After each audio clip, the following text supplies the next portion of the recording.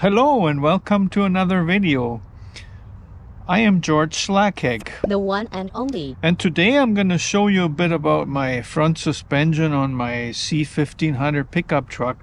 I'm sitting right next to it here, sitting on the passenger side. I already removed the upper ball joint. See, this was riveted on, so I had to drill out the rivets. So now this is what it looks like. The lower ball joint is actually rock solid, so I'm gonna leave this alone, but I'm gonna change the boot because I don't like the way this is cracking. It would be only a matter of time and I'll be changing just a boot. See that? Also, I'll be changing the tie rods completely. Got the outer ends here, they're complete toast. The inner end seems okay, but the whole set came in a kit, and that'll make it much easier to do the alignment because here's a sleeve that you can loosen, and then one of these, the outer one, has a regular thread and the inner one actually has reverse thread, so you can turn them both at the same time and thereby move the toe in or out. Also, I'll be changing the stabilizer links. See how the rubber is kind of deteriorated on these ones? Got a whole bucket full of parts here. These are all for this side of the truck. So I'll be starting with removing this tie rod. So I don't remember what size this nut was, but I'm gonna grab my socket set and figure that out real fast. As it turns out, this is a 18mm nut on the outside. There, that's loose enough. Grab the ratchet, make it a little quicker.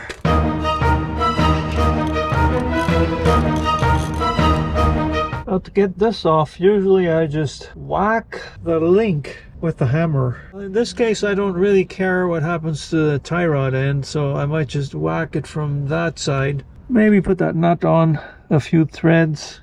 So I got this entire tie rod out as an assembly. Have a look at it. See this outer part here? You could tell that it's in pretty bad condition. This inner one is actually not bad, but see this whole sleeve, it's kind of rusty and everything. It's a good idea to change everything.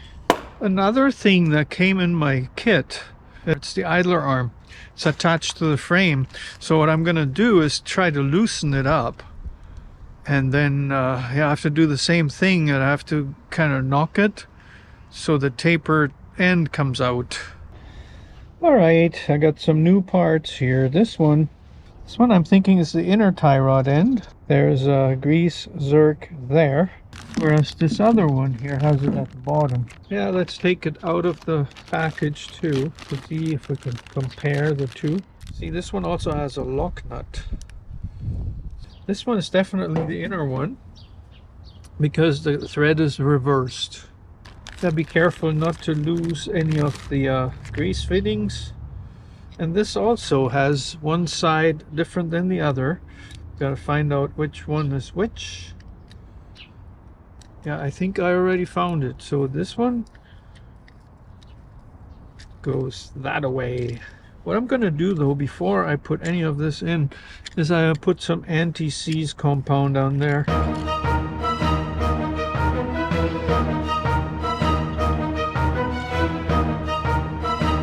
I'll be counting the threads that are sticking out so that I set it up pretty much the same way the one on the truck was. So I just realized that what I was doing isn't going to work because these are actually different a little bit. The threads on my new ones go much further, so I cannot count the threads, but what I can do is measure them, and also I have to put the inner and the outer started at about the same time so that they go in equally. Anyways, I want them equally on each side, both in as far as the other. Alright, so I put some anti-seize on this one too. That's enough. I bring this one back out all the way. There, right there is where it starts, and about one thread Now I need to make sure both my clamps are on, and I want them facing in the same direction. I don't think it matters which one that is, but put the other one in. This one is a regular thread, so put it in like this. And now I should be turning the sleeve only, if I'm not mistaken. So they both travel about the same, see? I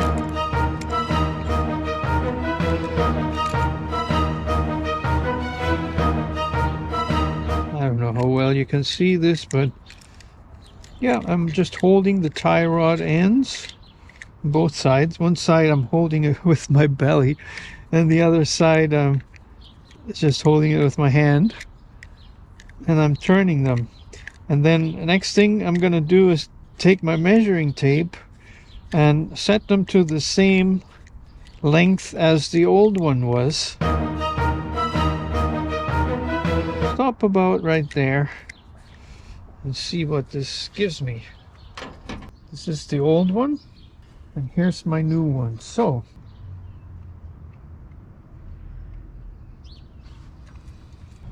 all right, see, I got this at 16 1/4 now. That's a preliminary adjustment. I can make wheel alignment right here in the driveway with the measuring tape and with these adjustments, but I'm not there yet. Right now I'm just putting it together, trying to get it to about what it was before. Guys, turns out it's quitting time. I was gonna put the grease fittings on there and that's it, because it's raining. All my tools, I don't like when my tools get wet, really. It's not nice. Yeah, I can't believe I'm in the rain again. It sucks, you know. We've had so much rain here.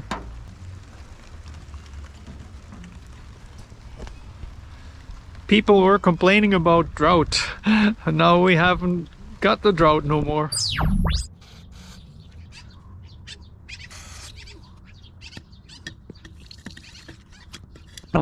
I don't care what other stuff's out there, but this works. Right now I'm in the process of undoing the idler arm. So yeah, it was cheaper to actually buy a whole kit, front end overhaul kit, with all the ball joints, all the tie rod ends, the pitman, the idler arm, stabilizer links, all together in a package, than it would have cost me to replace the parts on a need basis. So yeah, I just bought the kit. It's a good deal. Amazon. I got a link in the description. I don't want to mention the price here because they don't always stay the same. But if you need to do work on your truck, and especially if you're located in Canada where parts can be really expensive, check out that link.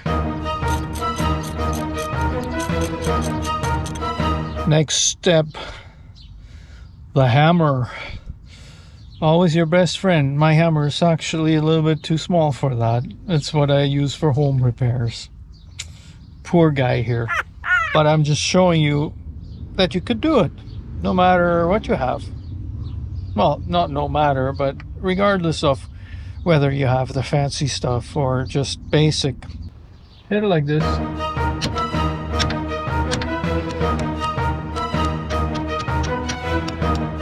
A little bit like this. I don't know, did that move? Maybe not.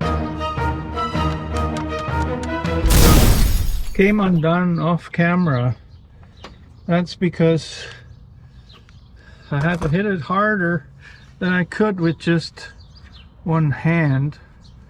See now, to make you see this better, I just unscrew this by hand, and the link, the steering link bar, whatever you call it, it is loose. See? Now we gotta unscrew it on the other side there. Not impossible to reach, but a little bit challenging here. Yeah, it would have been nice if that worked just as simple as I thought. But there's actually not a stud, it's just a bolt. Goes right through, so I have to hold the end of it. See? You can see it inside there. You can probably see the head.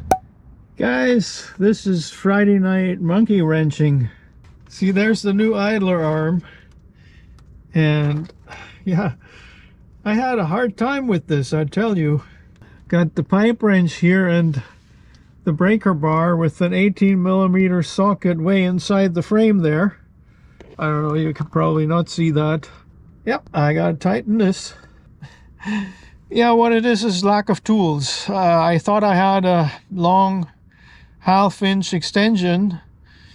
Didn't find it, I don't know, maybe I lost it. But I was stubborn enough to try and do this anyways, and you could call it a waste of time, but I got it done, so I don't have to worry about it tomorrow. That's all that is about. And you didn't see me take it off, but there's a short on my channel somewhere where I did that, where I showed you the same contraption. Anyways, sometimes you run into things like that, and well, with this truck it's been more frequent than I was ever imagining. But you know, that's the thing when you have limited tools. Don't give up, just find a way. It's a different day, guys. Hello again. I want to show you the idler arm finally fully installed, torqued down, everything. See, I put 75 foot-pound on this one and also the ones up there. The Zerks are installed. I'm not greasing them yet. I'll grease them all together at the end. Next thing on the agenda is this stabilizer link. See, this is the nut I gotta undo and hold it at the top there. And then we're gonna move on to the ball joints and the tie rod. And I got a good haul from the junkyard today, earlier today. Got myself calipers that don't need an overhaul. They have been overhauled already, and they even include brake pads that are like brand spanking new. So I'm kind of excited about that because it saves me a few dollars. Now I'm thinking this will come undone without putting any penetrating oil on there, I'm hoping, because I just realized I'm getting low on this stuff.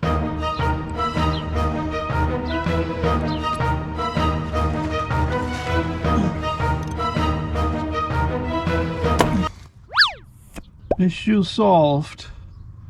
It broke off real easy.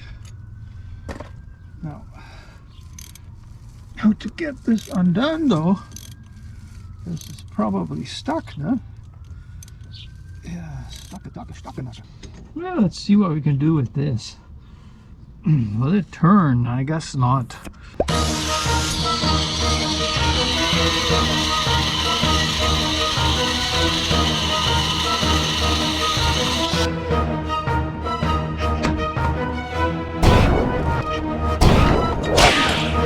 Now we're talking. See, here's the brand new replacement part. I got 2 of those, one for each side.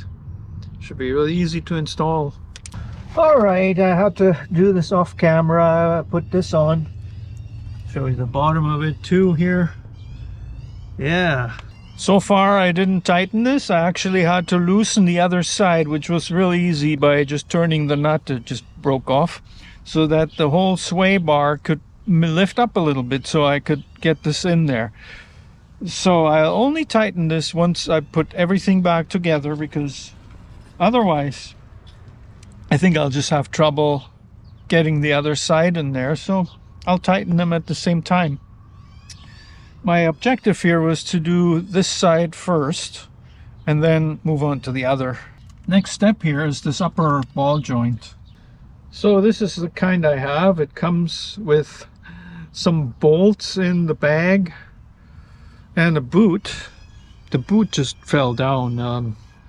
It's not one of those boots that actually clamp down on this, but the compression will hold it in place. And well, it's not the most fancy or most expensive ball joint, but it's good enough for this. See, here is the boot for it. Should wipe this. It goes like this. It's pretty simple. There's no doing this wrong. I'll put the bolts in from the bottom so I can torque the nuts. So here's the upper ball joint completely installed, and these bolts are torqued as good as I can feel it, like snugged up just to the point where you know it's getting really tight. The boot's on, but as long as there's no knuckle here, it can still slide off. And this boot here I'm going to replace. It's going to be hard to get off, but the ball joint is like almost like brand spanking new, so I won't bother with that. Well, I think you're getting the idea. I'm just trying to get the spindle as clean as I can so I don't mess anything up there, that I don't get any dirt where it doesn't belong. And then I'll put it on.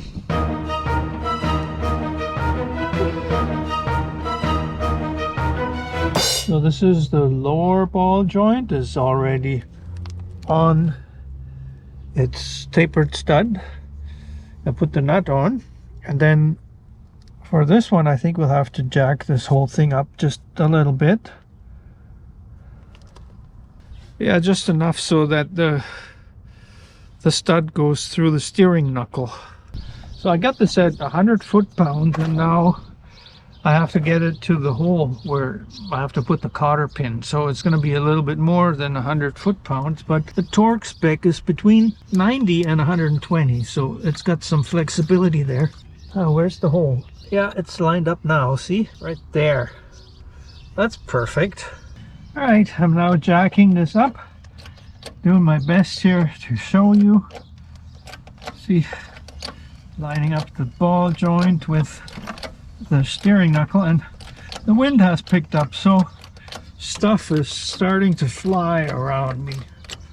There, I got it on far enough. The rest I can do with the nut. Let's grab the nut.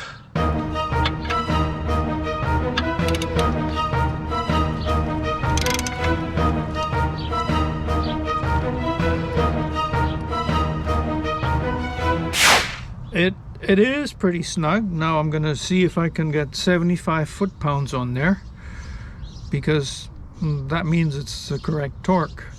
I got the torque wrench here. I'm using a 7/8 socket on this. This is probably a metric equivalent. It's close enough. There we go. That's good. And I think from what I see, it's almost, yeah, it's just about right there. So that's good. Stick in the cotter pin and it's done. So the steering knuckle is in its place now. I don't need this jack anymore. Of course, what we're still missing is the tie rod. I already pre-assembled that the other night. It's got the same length as the original one had, and this is preliminary adjustment because we may still have to correct that later on by doing the wheel alignment with the measuring tape. That's what I'm planning. So yeah, if you haven't subscribed to my channel, that's coming up, so you might as well click that button right now. I always say that because it's YouTube. It's what we do, YouTubers. See, this is how it goes. There's only one way you can get these in. So this one here has a hole for the cotter pin. The other one does not. It's snug right there. Just barely grabbing right now, so hopefully it'll catch. And it's fine, see? Yeah, that's perfect.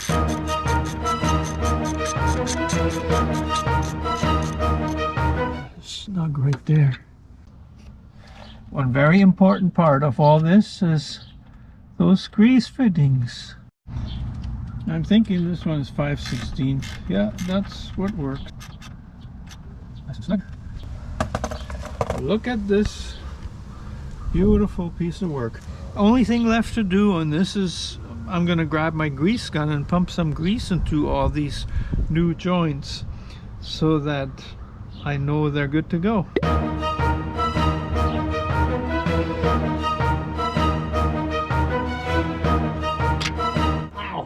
So when I bought this grease fitting end and for the grease gun, I had no idea it was from the side. I'm not a big fan of it but I'm gonna try and pump these full of grease with it. I have to crawl under the truck to make sure it actually goes in there, because what it seems is like it just goes out.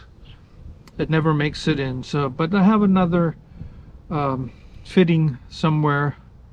Maybe I have to dig that up. But that was the one I was trying to replace. So I've always had a problem getting this grease to actually go in there. I don't know, leave me a comment if you have problems with that too. Maybe I'm being too picky. Should you be losing half of your grease just because it goes beside the grease fitting instead of in there? I don't like this. Anyways, I'll leave it at this for this video. I'll be greasing this here still, and we'll be doing the brake, basically the brake on this side, in the next video. For now, done the suspension and the steering on one side, and we'll do the brake on this side as well before we move on to the other side, or you know, I move on to the other side.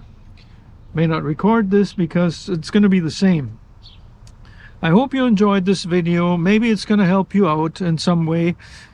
If so, give me a thumbs up, and I need you as a subscriber as well, so thank you for that. See you in the next video.